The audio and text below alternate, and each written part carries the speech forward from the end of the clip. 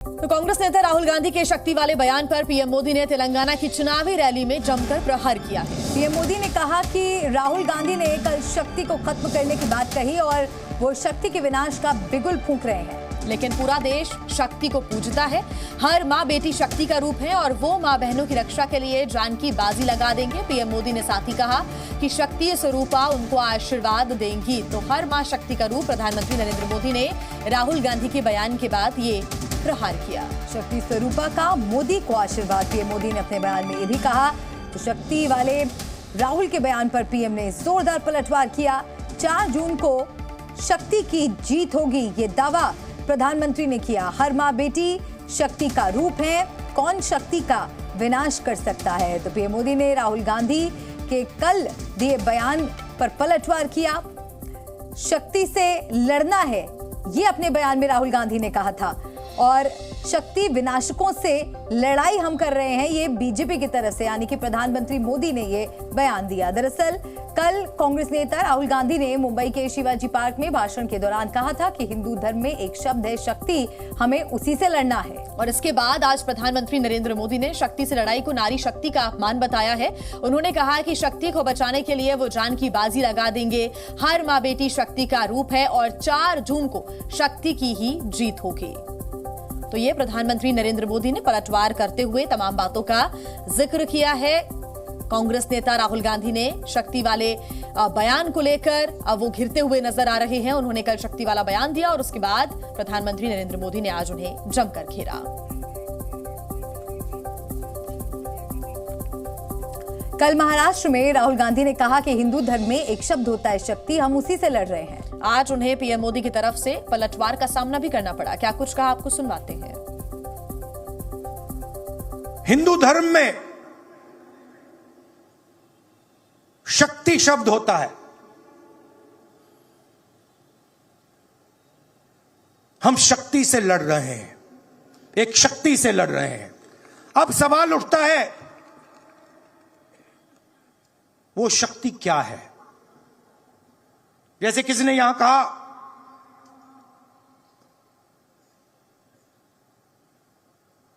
राजा की आत्मा ईवीएम में है।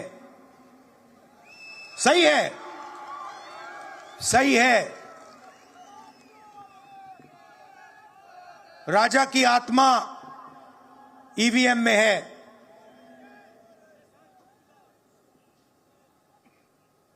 हिंदुस्तान की हर संस्था में है, ईडी में है, सीबीआई में है, इनकम टैक्स डिपार्टमेंट में है। ऐसा शिवाजी पार्क जहां से इंडी अलायंस ने अपनी घोषणा पत्र जाहिर किया और उन्होंने कहा है कि उनकी लड़ाई शक्ति के खिलाफ है। मेरे लिए हर मां शक्ति का रूप है, हर बेटी शक्ति का रूप है और मेरी इन माताओं बहनों की तरफ से, माताओं बहनों, आपको मैं शक्ति के रूप में पूजा करता हूं। मैं भारत मां का पुजारी हूं। मैं आप शक्ति स्वरूपा सब माता बहन बेटियों का भी पुजारी हूं। और जिन्होंने कल शिवाजी पार्क में इंडी अलायंस ने अपना घोषणा पत्र शक्ति को खत्म करने के लिए किया है, मैं इस चुनौती को स्वीकार करता हूं और मैं इन शक्ति स्वरूपा माताओं बहनों की रक्षा के लिए जान की बाजी लगा दूंगा, जीवन खपा दूंगा। तो वहीं अब आपको सुनवाते हैं कि कैसे प्रधानमंत्री नरेंद्र मोदी ने विपक्ष पर भी तीखे हमले बोले। सुनिए। शक्ति का विनाश करने वालों का विनाश होना चाहिए कि नहीं होना चाहिए। शक्ति स्वरूपा माताओं की रक्षा होनी चाहिए कि नहीं होनी चाहिए। शक्ति के संस्कार की रक्षा होनी चाहिए कि नहीं होनी चाहिए। और इसलिए भाइयों बहनों, इंडिया अलायंस ने कल अपनी घोषणा जाहिर कर दी है। घोषणा पत्र उनका जाहिर हो गया है और इसलिए लड़ाई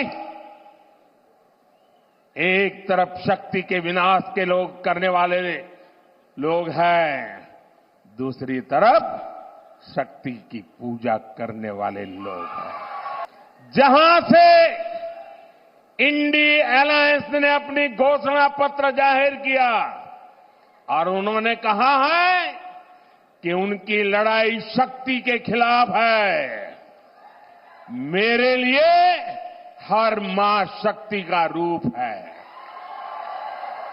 हर बेटी शक्ति का रूप है और मेरी इन माताओं बहनों की तरफ से, माताओं बहनों, आपको मैं शक्ति के रूप में पूजा करता हूं। मैं भारत मां का पुजारी हूं।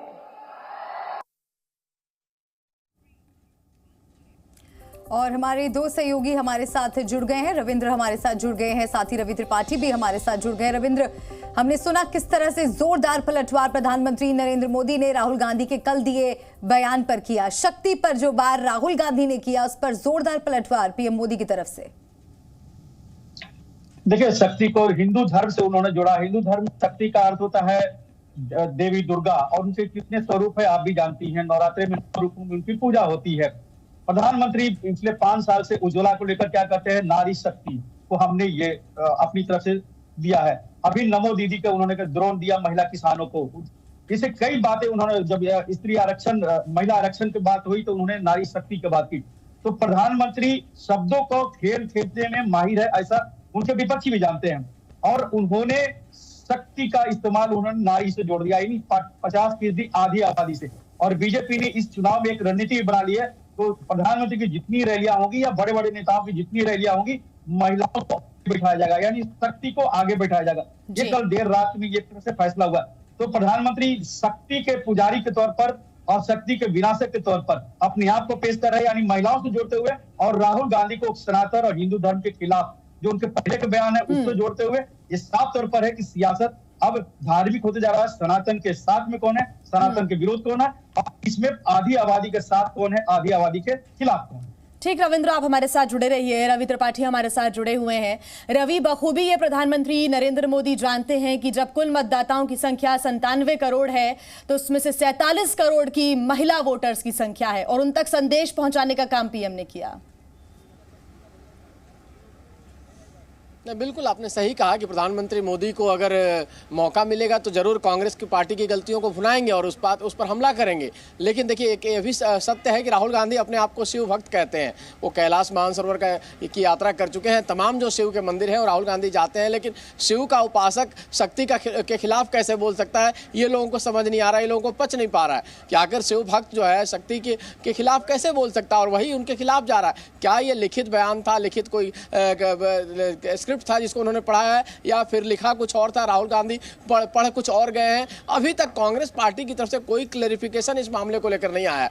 मैंने पहले भी कहा था कि आमतौर पे अगर कोई बड़ा नेता किसी तरह का बयान देता है, उसको लेकर कोई कंफ्यूजन फैलता है, तो वैसी स्थिति में क्लैरिफिकेशन आता है। मैंने देखा है दिग्विजय सिंह के बयान को लेकर क्लैरिफिकेशन आता है, कई बार मणिशंकर अय्यर के बयान को लेकर क्लैरिफिकेशन आता है। लेकिन यहाँ मामला इसलिए फंसा हुआ है कि ये राहुल गांधी का बयान है, इसमें पीछे हटना भी मुश्किल है और आगे जाना भी मुश्किल है, या आगे कुआं पीछे खाई वाली स्थिति है ये इस बयान पर। तो ऐसी स्थिति में कांग्रेस पार्टी क्या लाइन लेती है कि राहुल गांधी ने आखिर शक्ति का शब्द का जो इस्तेमाल किया है कि हिंदू धर्म में जो शक्ति, अगर हिंदू धर्म का इस्तेमाल नहीं किया होता अपने वाक्य में तो शायद ये बवाल नहीं खड़ा होता। लेकिन हिंदू धर्म में शक्ति का एक शब्द होता है और शक्ति के खिलाफ उन्होंने बयान दे दिया है, शक्ति का विनाश करने की बात कर दिया। और प्रधानमंत्री जाहिर तौर पर एक तरफ शक्ति के उपासक और एक तरफ शक्ति के विनाशक। अब यही लड़ाई चलेगी कुछ दिन तक।